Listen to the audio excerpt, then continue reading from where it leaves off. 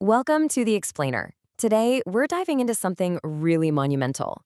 We're charting the pioneer's path and unpacking the Kyoto Protocol. If you followed climate policy at all, you know this was a huge deal. Literally humanity's very first legally binding attempt to tackle climate change on a global scale. So let's set the scene. The year is 1997. Imagine representatives from 160 different nations, all gathered in Kyoto, Japan. And they aren't just there to nod and talk. They are there to do something totally unprecedented.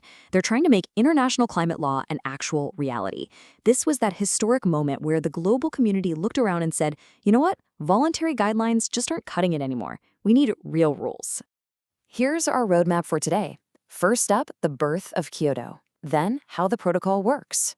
After that, we'll look at the flexible market mechanisms, followed by challenges and global roadblocks.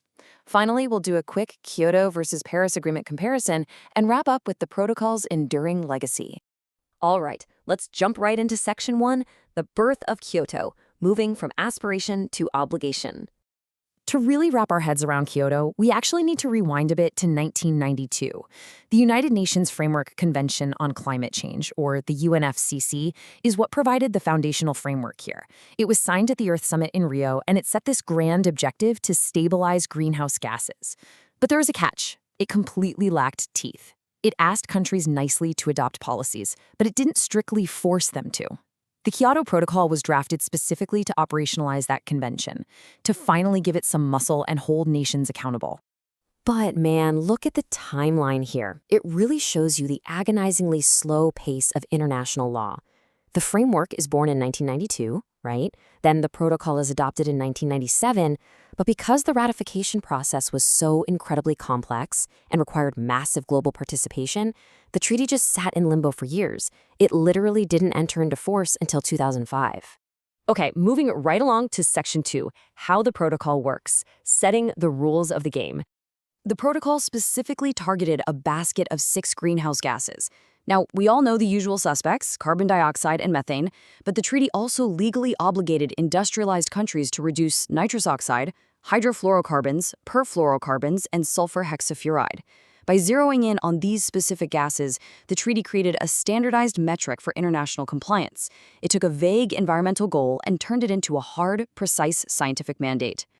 Now, a really crucial point is how all of this effort was shared, which brings us to a vital piece of UN jargon: common but differentiated responsibilities. What does that actually mean? Well, it's the principle that while all nations share the obligation to address climate change, developed nations bear a much heavier burden because of their historical emissions dating back to the Industrial Revolution. In practice, this meant developing nations were entirely exempt from the binding targets during that first commitment period.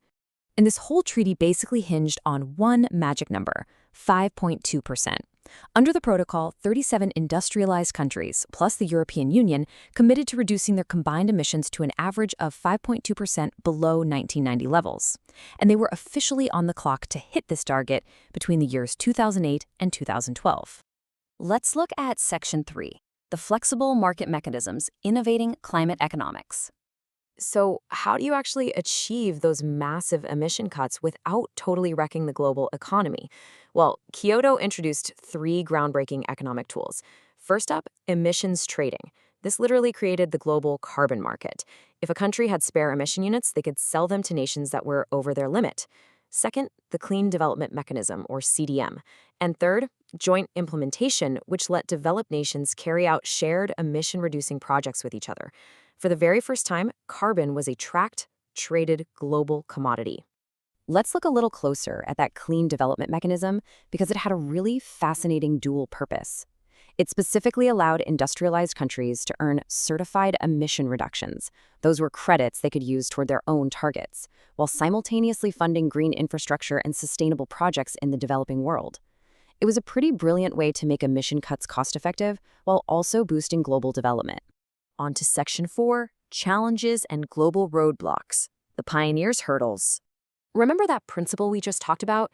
Because developing nations were exempt, about 80% of the world didn't actually have to comply with the binding targets. And that included rapidly growing economies and huge population centers like China and India. Economists call this the free rider problem. And you can imagine, this raised massive political tensions about competitive economic balance. It really made people question the overall environmental impact if the biggest future emitters weren't bound by the rules. And that tension fed right into the most significant roadblock of all, the non-participation of the United States, which was the world's second largest emitter at the time.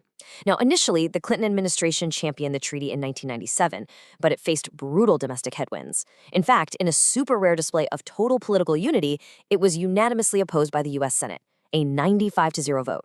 The stated reasons were primarily those concerns over exemptions from major developing nations and fears that binding targets would seriously harm the domestic U.S. economy. So, as a result, the U.S. never ratified the treaty. Let's jump to Section 5, Kyoto versus Paris Agreement, the evolution of global climate law. When we stack our two biggest global climate frameworks side by side, a massive strategic shift is super obvious. Kyoto, back in 1997, took a strict top-down approach. It placed rigid, legally binding targets exclusively on developed nations. Fast forward to the Paris Agreement in 2015, and the approach pivoted completely to bottom-up. It recognized climate change as a shared problem, requiring all nations to set their own nationally determined contributions to help keep global temperature rise below 2 degrees Celsius. Essentially, the architects of the Paris Agreement learned from Kyoto's structural limitations. They realized that a unified, global approach was absolutely required. By shifting towards universal participation, Paris managed to avoid those free rider tensions that plagued Kyoto, while still keeping the core goal of the UN framework alive.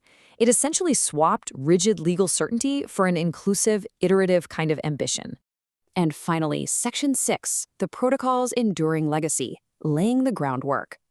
Look, despite its early flaws and the limits on participation, Kyoto's impact was undeniably profound.